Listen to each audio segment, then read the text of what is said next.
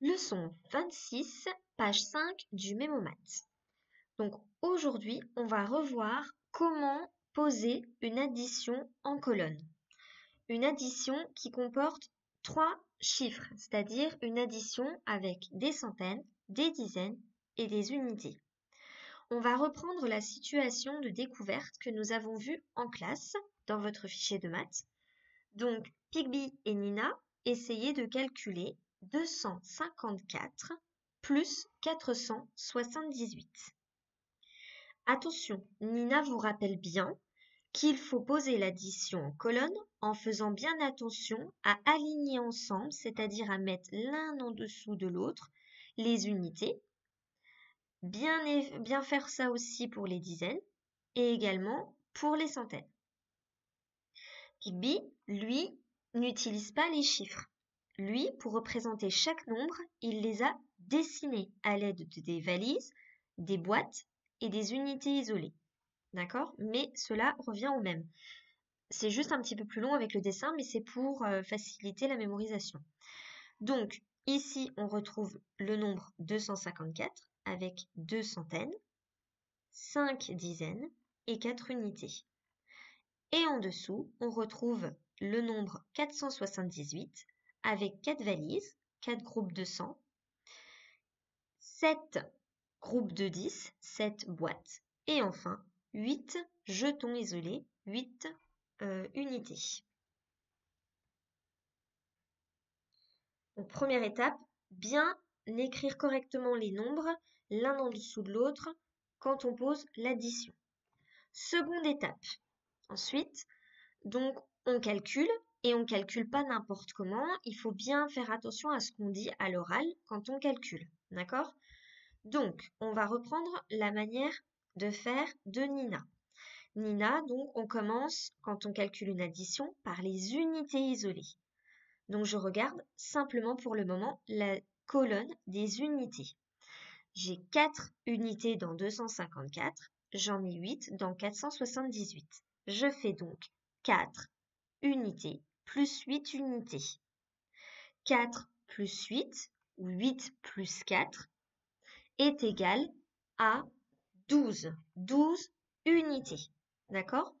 12 unités, c'est une nouvelle dizaine que je viens de fabriquer et que je mets donc en retenue au-dessus de mes dizaines. Et encore 2 jetons tout seuls que je mets dans le résultat en dessous du égal, toujours dans la colonne des unités. Pigby fait la même chose. Il voit bien, en regardant, en observant ces jetons isolés, qu'il peut faire un nouveau groupe de 10. Il entoure ce nouveau groupe de 10 et le barre, car ce nouveau groupe de 10 va se transformer en une nouvelle dizaine. Cette nouvelle dizaine, il la met dans la colonne des dizaines avec les autres dizaines. Il reste donc 2 jetons qu'il comptabilise ici en écrivant 2 dans le résultat. Une fois qu'on s'est occupé des unités, nous allons nous occuper des dizaines. Donc, il y a 5 dizaines dans 254, il y a 7 dizaines dans 478. Je fais donc 5 dizaines. Attention à ne pas oublier la retenue que je venais de fabriquer avec mes unités. Donc, je vais l'additionner tout de suite pour ne pas l'oublier. Donc, 5 dizaines plus la dizaine que j'ai en retenue, que j'ai fabriquée tout à l'heure, cela fait 6. Et encore 7 dizaines que je rajoute. 6 plus 7, c'est égal à 13. 13, attention, 13 quoi? 13 dizaines, d'accord? J'ai calculé des dizaines ensemble, donc j'obtiens 13 dizaines. 13 dizaines, c'est 3 boîtes toutes seules et encore 10 boîtes. Et ces 10 boîtes, je vais les enfermer, d'accord? Je vais les mettre dans une valise, car ces 10 boîtes vont former une valise, une centaine. Il me reste donc 3 boîtes toutes seules et ma nouvelle centaine que je viens de fabriquer et que je mets, cette retenue-là, au-dessus des autres centaines dans la colonne des centaines.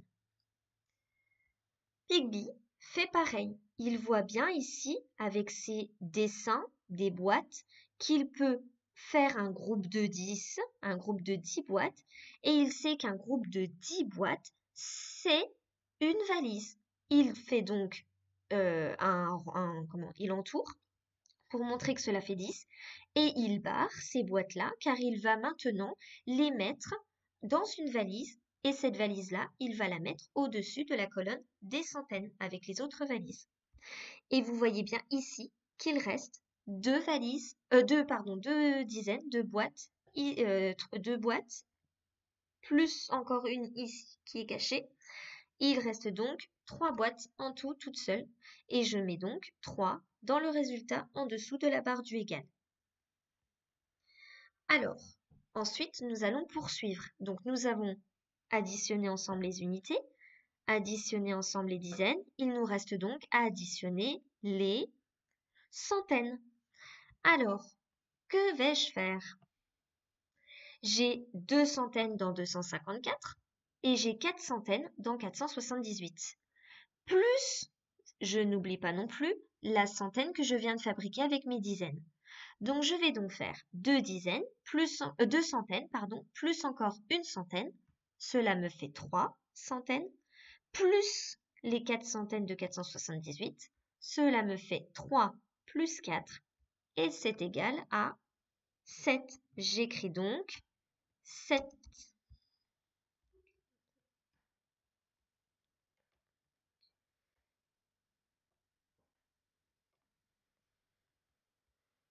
Et Pigby va faire de même. Il n'aura plus qu'à compter maintenant combien est-ce qu'il a de valises. Alors ici, il en a 6 et encore une.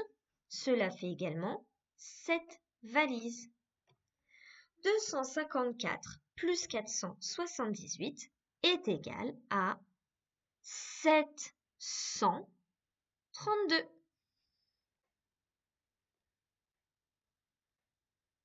Alors, je suis désolée, ça écrit un petit peu gros. Voilà. Et voilà. Alors, je te laisse maintenant regarder dans ton cahier de devoirs les opérations que tu as de ton côté à poser et à trouver le résultat.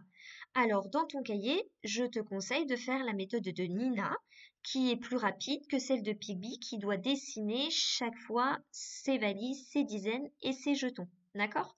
Donc, tu fais la méthode de Nina et attention à bien expliquer oralement à chaque fois ce que tu fais.